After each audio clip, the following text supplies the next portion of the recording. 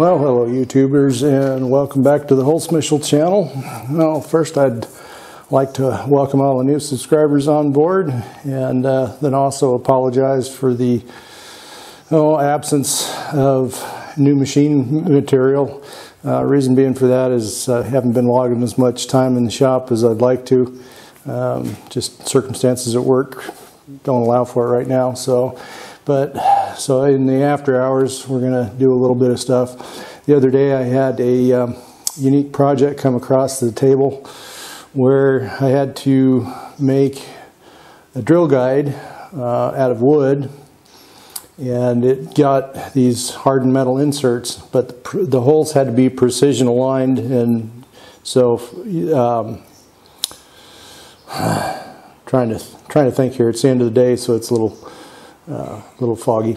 Anyway, the holes had to be located exactly on the board, and so I used oak. And what I did, you'll see that here when we get close up, I discombobulated the Bridgeport again, and so I took an end mill. The diameter of the inserts, the outer diameter, was 12 millimeters, and so I had a end mill here, fresh from sharpening, 12 millimeter. So it's going to be a little undersized, and so I thought, yeah, that'd probably be, a pretty nice fit, and it was. It's a real snug fit. But anyway, I drilled the holes with the end mill, and it turned out pretty damn good. Gave a really clean hole. Now, in the Marinus go-around, or the episode Marinus go-around, we took a look at how I was making precision parts out of hornbeam for another machine on the Bridgeport here using a shell mill. And that turned out pretty well. I mean, it was accurate within 1/100th of a millimeter, which is, for wood, wow, you just don't get any more accurate than that. And so I thought, well, with this drill guide, it needs to be, within 1/10 or within 1/2 a millimeter anyway, up or down, as far as the location of the holes goes. So I thought, well, we'll give it a try on this. And I kind of lost my train of thought here. But anyway, Don Cossett made the comment that he tried using an end mill on his Bridgeport in pine. And there was a little bit of discussion in that. Don, if you're watching this, we're going to go into some oak here, and I'm going to rerun the experiment that I did. I tried it out in oak to actually run a dado through it, or a rabbit, whichever you want to call it, and then on the cross feed, and then on the length of the thing, and then I also tried some larch or some tamarack. And so let me grab the boards here and give you kind of an idea what we're looking at here. Okay, here's the oak board, and if you look down in here, it gave a fairly clean cut. Now, one of the things that Don was commenting about, that it was pulling a lot of fiber. Now, in the hardwood, it gave me a real clean cut, and in the larch here, I don't know if that's going to show up or not,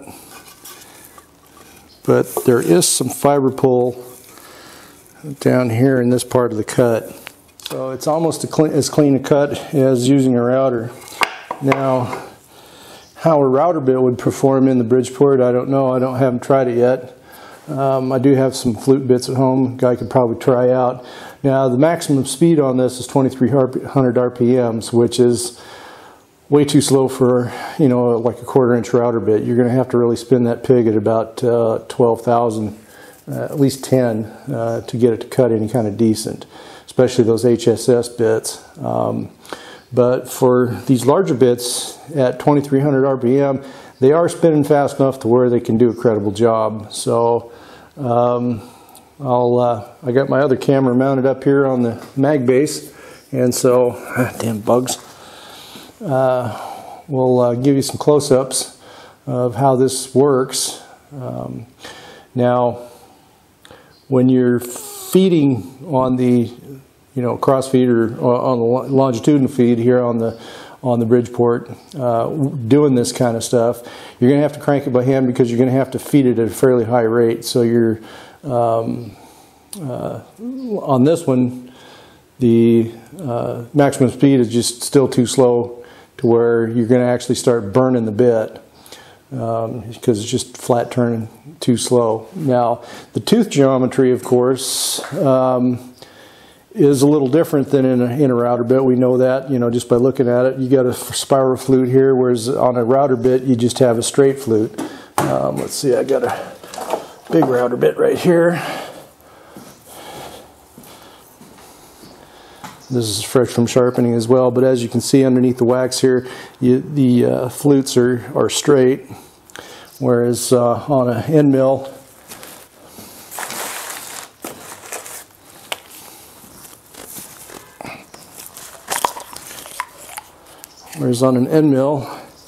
you have a spiral flute. So one thing, you know, before I let loose here, if you're going to do this, don't try it with a end mill that's been used before. You should use it with one with a fresh grind where the flutes have been sharpened as well. Because I about guarantee it, if you've used it in steel, it'll still work fine in steel, but for wood, the softer the material is, the sharper the tool has to be. It's kind of a rule of thumb. So with wood, you gotta make sure you have a fairly sharpened, a freshly sharpened bit. Try and say that 3 times fast. So anyway, let me bring you all around here and bring you into the camera here, and now we'll take off and drill a hole and cut a groove. So the first thing we're going to do is just drill a hole.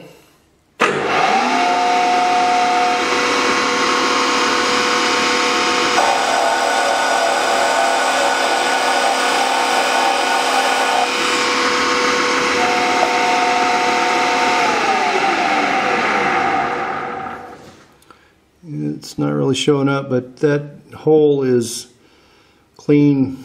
I mean, you're not going to get a cleaner hole than that with any kind of a Forstner bit or any kind of other woodworking bit. That's as beautiful as a hole as you're ever going to see. So now I'm going to run this up a little bit, and I'm going to set the we're going to go about a 1/4 inch deep here. So here we are about 10 millimeters deep, about 3/8.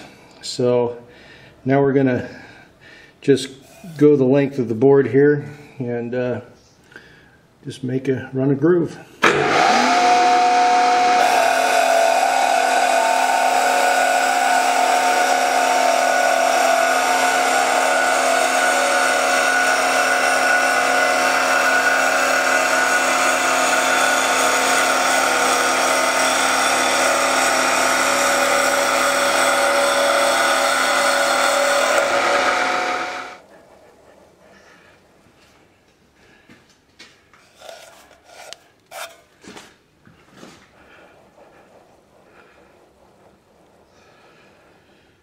So now for shits and giggles, let's just run a cross grain groove and see how that looks.